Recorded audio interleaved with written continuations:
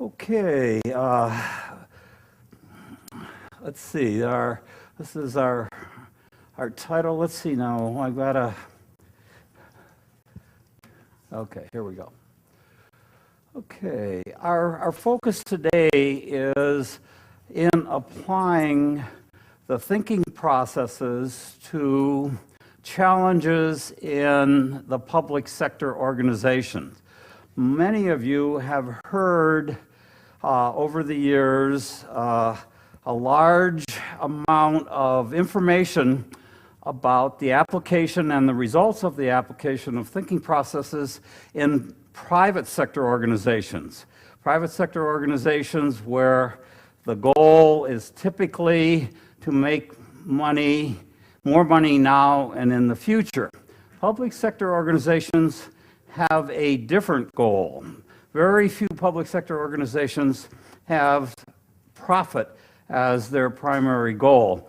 And so there are challenges and opportunities available for us in public sector organizations. And that's about what we're going to talk about today. One of the major differences is that there are public sector organizations throughout the world. And what we're going to focus on is public sector organizations in different parts of the world. And so what we want to do is to look at different managerial dilemmas and identify strategic directions that might be appropriate for public sector organizations. We're going to look at some workaround situations when you go to apply TOC in public sector organizations because they don't fit in our standard model for improving organizations. We're also going to look at some out-of-the-box thinking that has occurred in public sector organizations from a managerial perspective. Okay, one of the issues that we want to talk about is the fact that the results that have been mentioned to you in other presentations have dealt primarily with private sector organizations. And those results, and there are very few applications that have been reported in public or service sector organizations where physical products are not the major focus. And so what we're going to be looking at is the application of the thinking processes at three different locations. One in Tom and my hometown of Albuquerque, New Mexico, and it deals with the application of the thinking processes in the water department of our city. A second area that we're going to focus on is work that has been reported by Alan Bernard on his experience in several different African countries. And our third area deals with municipal services that Tom has been working with in the Philippines. So we have three diverse locations, and what we're going to try to do is share our experiences in dealing with these locations and using the thinking processes, and then generalize some results that hopefully you'll be able to carry back to your area of the world and help out improving the performance of public sector organizations. Here's where we're at in New Mexico. Here's the general area for Africa, and over here are the Philippines, just to give us sort of a visual location of where these applications have occurred. Okay, the first I'm going to talk about the Albuquerque Water Department and some of our learning that has occurred as a result of our work there. And then Tom will talk about his experiences in the Philippines, and we will share our discussion relative to what Alan has previously reported on in Africa. The study system that we looked at in Albuquerque dealt with a major subsystem of the Albuquerque water system, and that was the maintenance system. There's a large infrastructure that was available, about $500 million in infrastructure, and that has to be maintained. Besides that, there were a number of other types of characteristics that associated with the water system, and they're kind of listed here for your proposal. The purpose has been to repair and maintain the water system. That's the purpose of this organization, and the stated goal is to have all water supplies and distribution facilities in an operational state ready to meet customer demands at a minimum cost. This is a pretty standard type of a goal here. One of the first things that we have to do is we have to make sure that our subsystem's goal is aligned with the overall system goal of the organization. And as we have stated here, the overall goal of the water department was to have all water supplies and distribution facilities in an operational state ready to meet customer demands at a minimum cost. The goal of the maintenance system was to provide quality water service to our community in a reliable and responsive and efficient manner. What we looked at were the words here in the overall system were the goal of the component system, were they aligned? And by looking at the words, we made the decision that they were aligned. It's very important for you to make sure, if you're studying a component of a system, to make sure that you have that alignment. And that's a major issue. If you have a misalignment, then you're going to have problems from the beginning. One of the things that we felt was critical was the development of an intermediate objective map. And what we have here is the intermediate objective map for the overall water departments. The goal is stated here. The community and its individual residents have uninterrupted availability of water now and in the future. There were 5 critical success factors that dictated whether or not this goal could be met. All of these have to be met in order for the goal to be met. We had to have financial viability. We had to make sure that the existing water delivery network was properly maintained and repaired. We had to deliver quality water, we had to deliver it in the right quantity and pressure, and we also had to look at the future. We had to do our planning and making sure that as the system grew and as population areas were added to the system, that we had the capability to meet the goal. And these then represented the necessary conditions that were associated with each of the critical success factors. I don't want to go into all the detail that's associated with that, but I feel that this IO map is critical. Question? I wanted to ask, did it also include dealing with emergencies that a system like this might logically encounter? Dealing with who? Emergencies. Oh, yes. Yes, such as fires and hydrants and things of that nature, or were you talking about catastrophes like? Yeah, catastrophes, like you deal with an emergency, team that's supposed to. Okay, Tom? Earthquakes, contamination, Mm-hmm. That's an interesting point. Tom, have any comment on that? The short answer is yes. Okay. Or should we move on?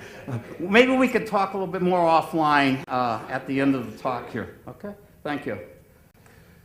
Then we took a look at an IO map for the subsystem. Remember, our study system here was the maintenance and repair for the water department. And our goal here was that the existing water delivery network is properly repaired and maintained. These are the critical success factors for this. Notice here that this is something that deals with whether or not water delivery network customers are satisfied. Customer satisfaction is always part of the necessary conditions for goal achievement. And although it wasn't specifically identified in the IO map for the water department, it was required for the city, within the city's departments of public works. So that then represents, and these then are the necessary conditions. You can see that the magnitude of the number of entities associated with the IO map for the subsystem is considerably less than was on the Albuquerque Water Department as a whole. So the important thing here is that you want to do an IO map for your subsystem as well as an IO map for your overall system of which your study system is a component. One of the things that we wanted to talk about were global metrics of performance. And we're going to focus in this column over here with regard to the goal, the managerial goal of the system. And what we decided was a realistic representation of our situation in Albuquerque was that the elected officials were satisfied. The management goal was being very realistic and very pragmatic here in that if the mayor was satisfied and his office wasn't getting a large number of customer complaints, then we were doing a pretty good job. So that was the manager's goal. We looked at throughput, and this was the rate at which the maintenance systems jobs are completed. And these are work orders. So there were a little over 44,000 work orders completed in the fiscal year 2003 when this study was done. With regard to inventory, we looked at active inventory and passive inventory, and our active inventory dealt with maintenance, repair, and operations, and that was estimated to be about 100,000 and not a major focus in this particular study. Our passive inventory, in this case, dealt with jobs. These are work orders, basically.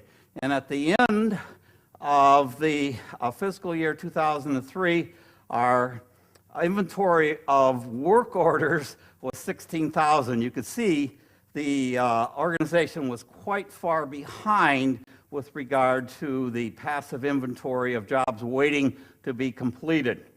Our investment, as I mentioned before, was not a focus in the study.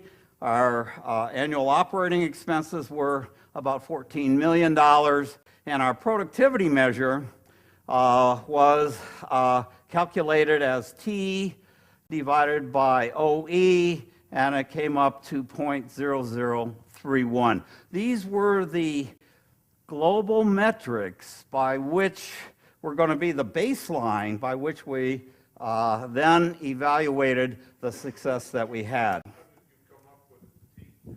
Say it again. How did you come up with the measure of T?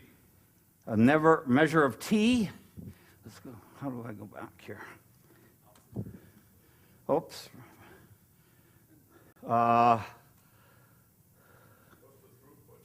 The throughput is the rate at which the work orders were completed. The work orders, these were orders that were initiated by several different means. Okay? So many per day, or so many work orders per day. Yeah, right. Right, and what I've done is just summarize this for the year, okay. Some work orders would take 2 weeks to complete, others would take an hour to complete. So there was quite a bit of variability as far as the resources required to complete a particular work order. And that may present a problem that you might run into. Determining a throughput for an organization in the public sector is a challenge, okay? This is not readily available. Throughput in a private sector organization is much different and much more readily measurable than it is in the public sector. Okay, 4 issues. Alignment, we talked about. Physical inventories were not our major focus. Operating expenses were to be controlled but not necessarily reduced. And global metrics provided a baseline for us so we could see as we implemented our injections what was the impact, okay? And the managerial focus was not to exceed our operational budget. The director of the water department could be fired if he exceeded his operational budget. So it was taken very seriously here. We identified and managed the constraint that limited throughput. We focused on reducing active and passive inventory levels while managing the investment, and we controlled operating expenses. This was the focus from a managerial perspective. I'm going to skip through a lot of what we did. We came up with a core conflict, and the core conflict could be summarized as follows. We had limited personnel resources. We could assign the personnel resources to repair and maintenance, or we could assign them to improving the managerial infrastructure so that we could better plan and better utilize the services through improved work processes, through better scheduling, and things of that nature. We didn't have the managerial infrastructure to do a good job. So we looked at this situation. We created a matrix. This may be something that you haven't seen before. This is a matrix that we utilized. We looked at our core conflict cloud, and we then looked at all the entities, A and B and D, on the upper branch of the core conflict cloud, and A, C, and D prime on the lower. And we looked at the assumptions underlying the entities, and then we looked at major considerations, and we came up with possible injections for invalidating the various assumptions. And this looks at the upper branch, and down here we look at the lower branch. I'm not going to go through all this. It's available on your thumb drive that you all received. And if you want to look at the detail that went into this, then that would be an appropriate thing to do at some other point in time. But I'm not going to go through all this. I just wanted to show you the matrix that we developed to take a look at identifying possible injections for invalidating the assumptions. I'm sorry. No, we used the 3-cloud approach, okay? And we created a core conflict cloud. And the core conflict cloud is something I didn't present here. It's in our references. And the core conflict dealt with how do we utilize our limited personnel resources? Do we utilize them in repair and maintenance, focusing on customer needs, or do we utilize them in improving our managerial infrastructure so we could do a better job in the long run of servicing our customers? So that was the dilemma that we had there. Where did they get the reasoning that said that the managerial infrastructure was constrained? No, where did we get that reasoning? One, we use the 3-cloud approach, okay? So one of our clouds dealt with that particular issue. We had a computer-based maintenance management system, and that had recently been installed, but the data to utilize that so we could make informed decisions, it hadn't been put in, nor was it being kept up on a current basis. We had limited personnel, and so we couldn't do that. Is that a reasonable answer for you? Yeah, I've heard that answer lots of times, but I don't always trust it because I don't always trust management. Needs for more management. Okay.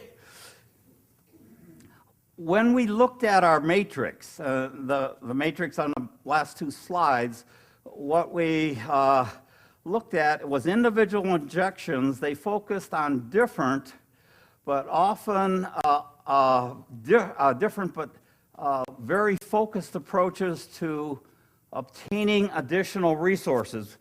We were sort of in a dilemma. You know, every manager says, I need more resources. You know, if I had more resources, more personnel, I can do a better job. And that was the same situation, except that in this particular situation, we had about 40 personnel slots that were unfilled. And we didn't get permission to fill those slots. So there was a legitimate rationale underlying the fact that we needed to have additional resources.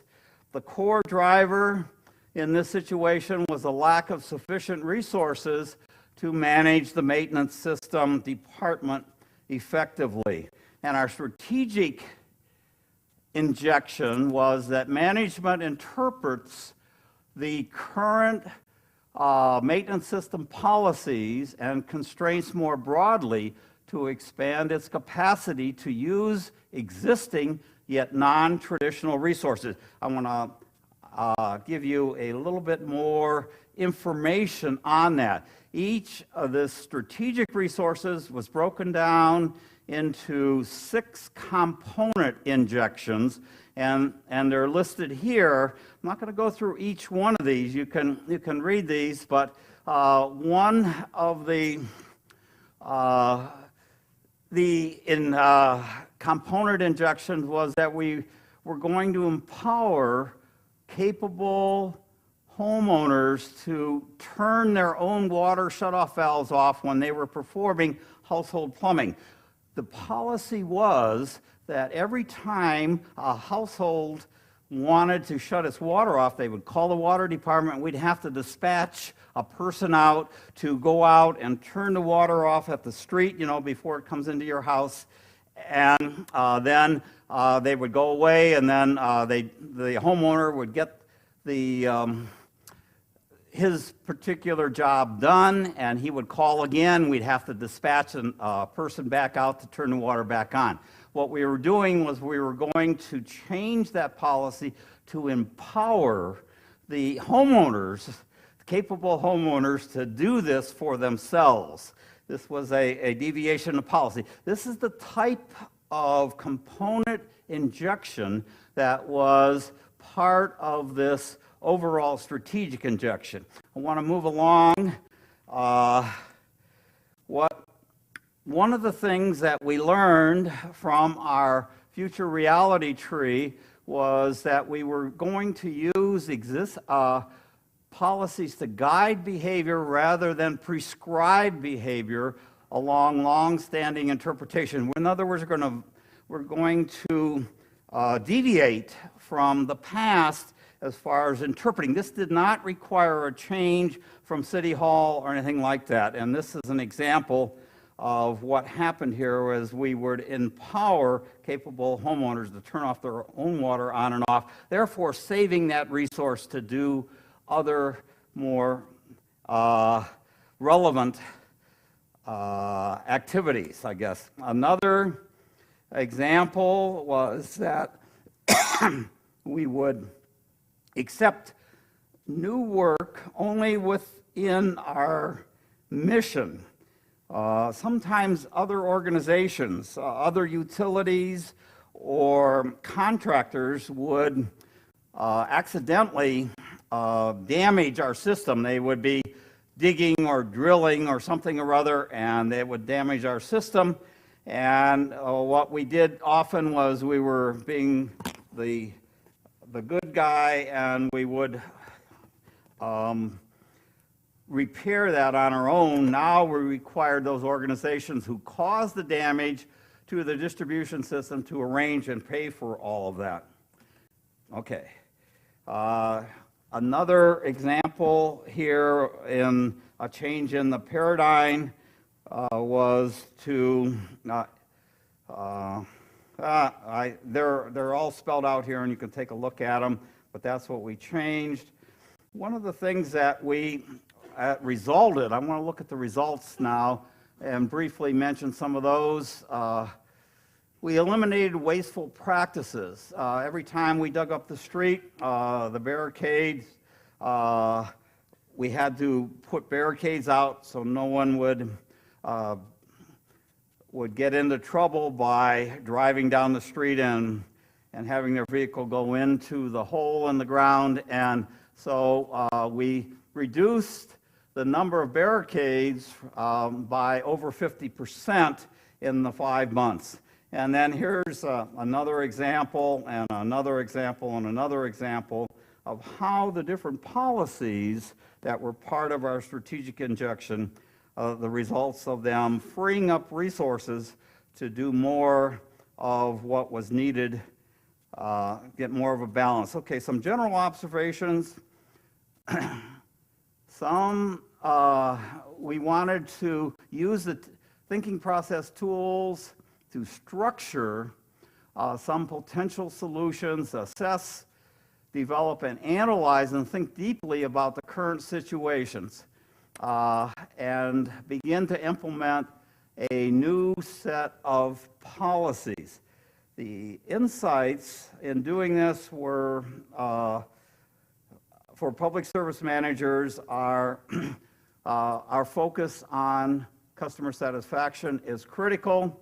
And often some existing policies constrained our actual system performance, and there were new ways to interpret existing policies. So we broadened our base, and this just gives another example. Next, we want to talk a little bit about the African experience, and we want to give credit to Alan Bernard and Michael Bentz with regard to some of the information that we're going to share with you. And this particular effort was a partnership between the Goldratt Group and the I-Went group in Germany. And it took place in various cities, various metropolitan areas in these countries in Africa, and it dealt primarily with solid waste and water supply systems, and it was a major effort. The important thing here was that there were 4 groups of stakeholders involved. There was the population, the target population that was being served. There was the city council. There was potential service providers, and then there was a franchise contractor that was involved in each one of these situations.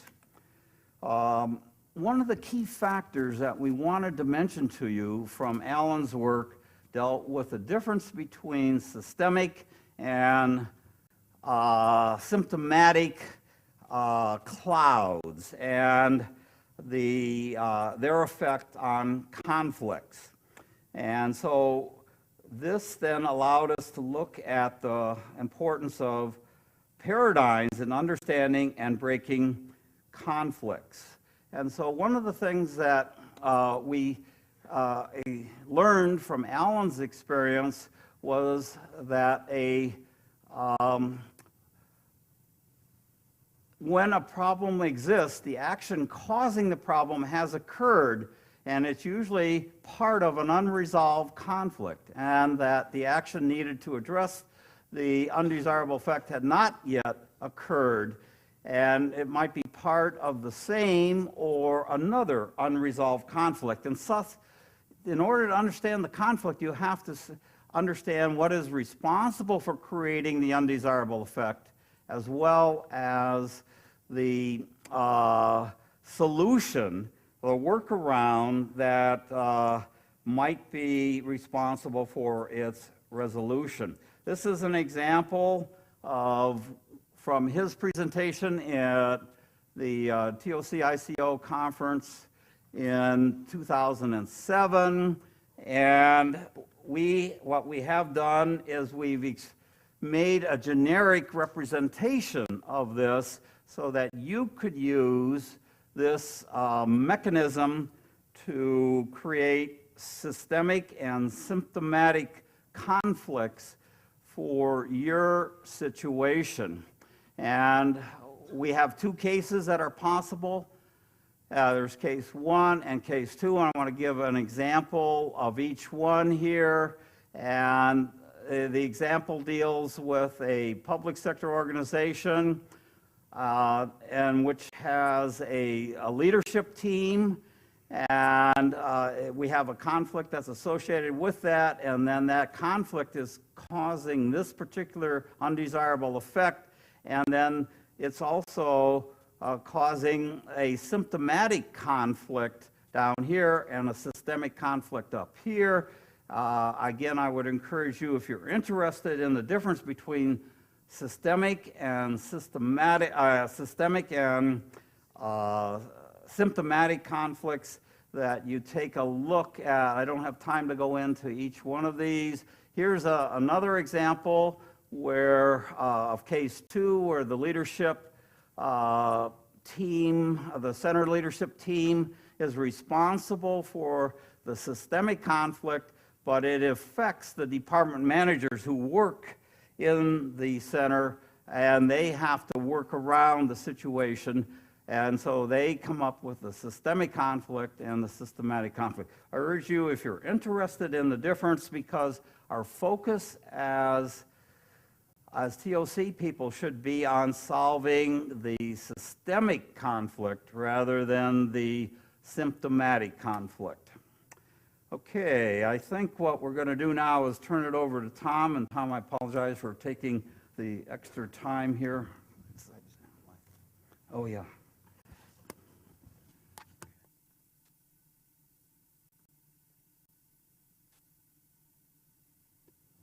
Is this working okay? Everybody hearing me all right? Yep. All right.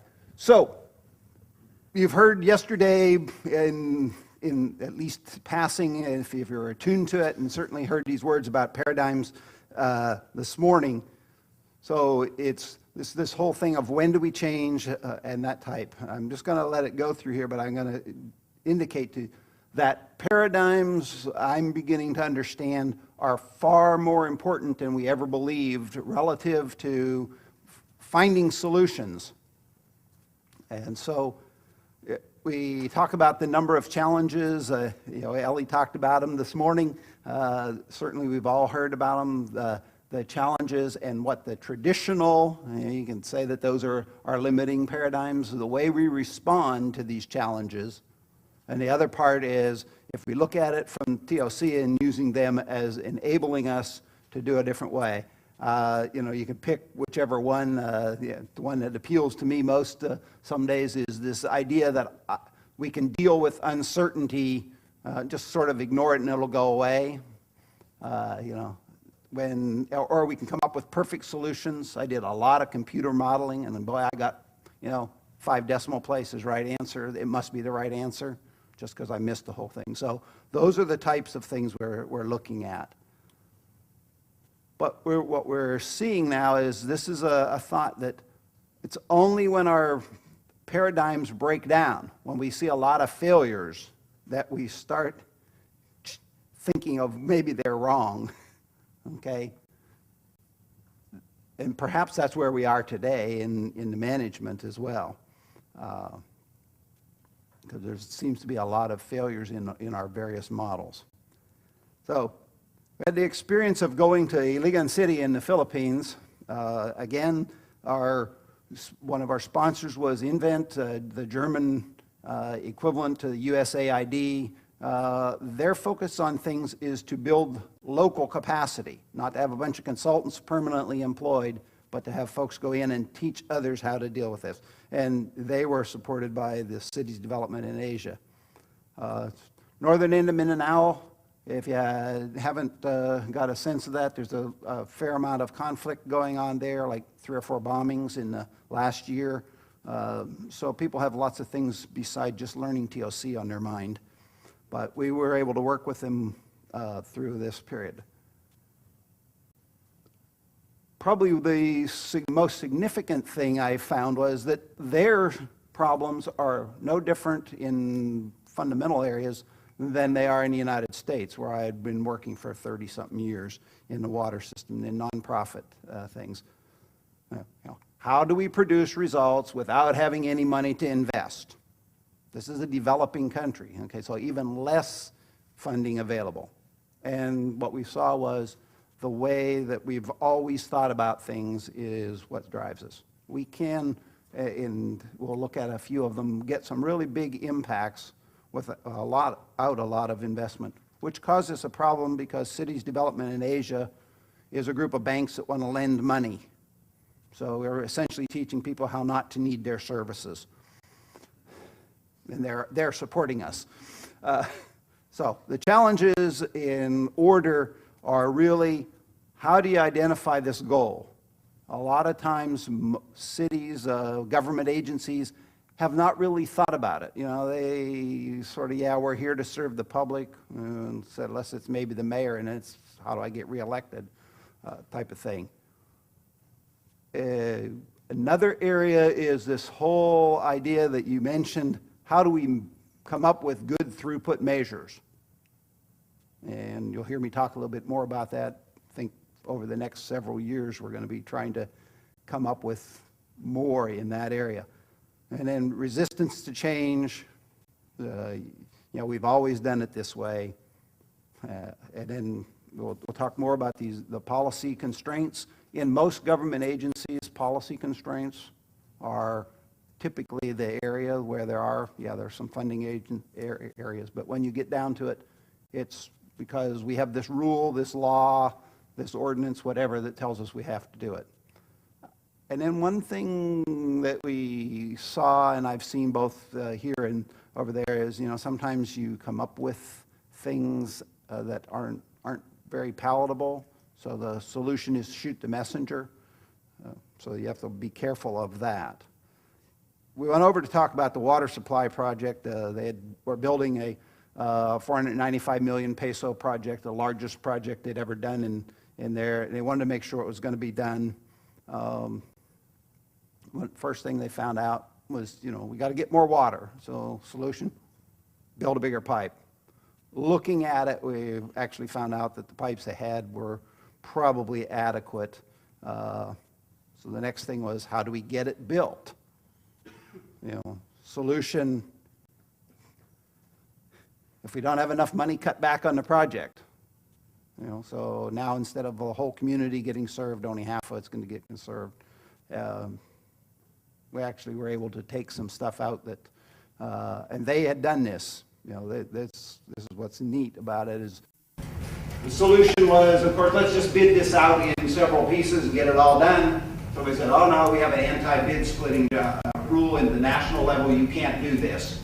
So you got to go back to the drawing board. Sometimes this is where the current situation is.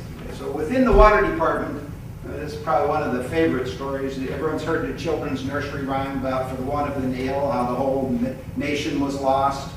Well, customers didn't want to pay their water bills because they contested their meter thing. So they bought them, you know, what do you have? What do we hear? We say, we need more people. If we only had more people, we could do it. Well, we ask around, it says, well, our testing machine doesn't work. Well, more questions, why? We're missing the 9-volt battery, less than $1, right? But it's not in their budget. This is a real issue because they literally, because of their funding situation, put things in their annual budget down to the number of batteries they can buy. So you always want to ask why. Yeah, I mean, it was like 12 cases of 8.5 by 11 paper. That's all you got for the year. So we were able to find some procedural options. Again, it's encouraging that. Now, this is a sort of story about me coming in with my own blinders. You know, we have to think about the paradigms of where we come from when we're helping others. I call this implementing half-day service, which we could have done. Now, everyone here, I'm going to say you only get water for half a day, and you're going to go, oh, that's totally unsatisfactory. So this is what I call the level of service paradigm. My colleague Adolfo Held, who works in South America, has reported something similar to this, a different solution. But for most folks in the city of 300,000, they only get water for a couple hours every day. So getting up for a half a day is a major improvement. You know, the norm is not to have water, so they've come up with their own storage tanks, and nobody worries about it being off for a couple of hours. Just by instituting one valve turn every hour or so, we could have kept the whole community in water. And this is, of course, after this project is being built for the $495 million.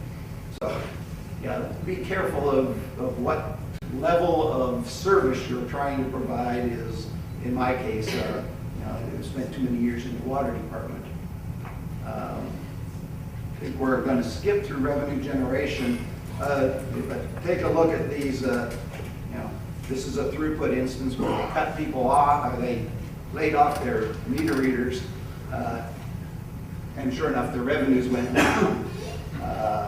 And then how they were able to do that by bringing back the same number of people. And of course, then this bottom one is if you don't pay your employees, then they don't come to work, and have to pay them for 3 months.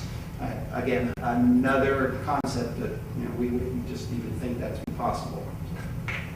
Over in the city hospital, a similar kind of thing. I'm going to skip this one and go to the shortages. They've got, as you might expect, every kind of issue with whether it's water or laundry, hand washing all the laundry in the hospital. Medicine shortages is one that we'll take a look at. They're always saying, in fact, they told me, don't get hurt because we might not have anesthetic. We might have to operate on you. What do we need? We need more money. Well, yeah, except when we looked at it, there was something like 2 million pesos that hadn't been spent in their budget. So what's going on here? And what we found out was, again, that it just wasn't arriving on time, getting it there. They didn't have a big enough storeroom. They couldn't get it there on time. And they liked that solution so well, and it's a testament to the folks in City Hall. They saw it and made the connection. They said, oh, we have the same problem with copy paper all the way throughout the city. We can use that same solution there. And so they're, you know, this is part of that capacity building that we talked about. Of course, this uncovered some issues, and they said, well, let's move that analyst over to another department. So she's over in another department, causing problem. No, I didn't say causing problem. Working on other solutions over there. Another case here we'll look at just quickly is making sure you understand the reality. And that is, in their case, people are in surplus. Equipment is the resource that's a constraint, and so they were able to get their projects by scheduling their equipment to come back.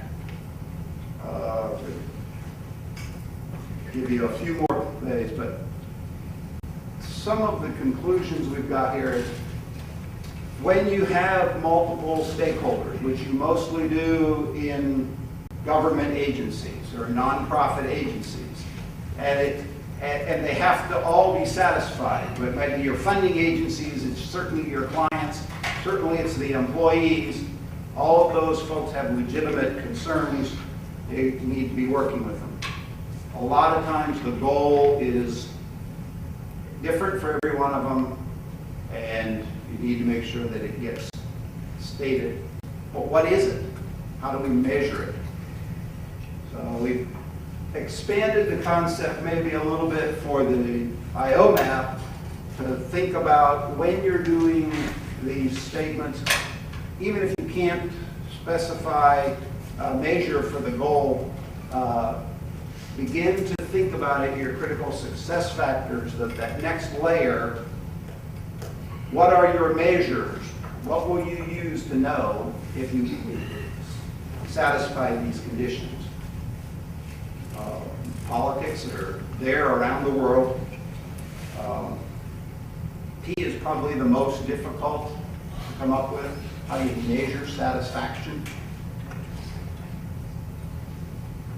Investment, most people don't have the records or even care about how much they've put in most communities. They know they've put it in, but it's gone. You know, they don't know about that. So they're always looking at last year's budget. How are we doing compared? Are you asking for more money or less money?